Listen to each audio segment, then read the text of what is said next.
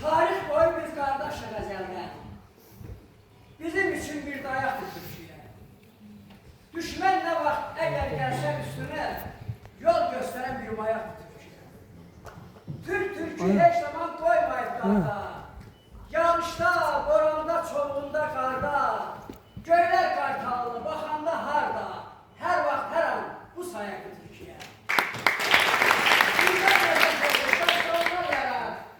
İgit oğlanlar yanında kırar. Bir elinde toptu, birinde kırar. Yatmayın ki bir oyaktı Türkiye. Eş basın Türkiye'de.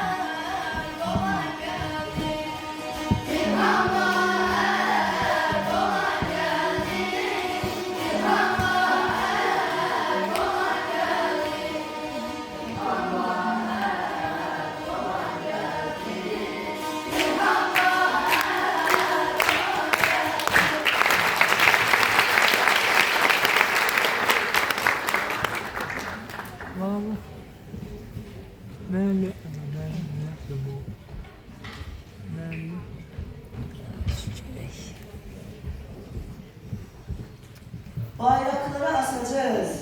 Onlar bu güzel havada salla salla sallanacaklar. Yine biz çocuklara armağan edilen bu günü Atatürk'e yakışır şekilde kutlayacağız. Alkışlarınızla Gence 3 numaralı Çocuk Müzik Okulu vokal öğrenci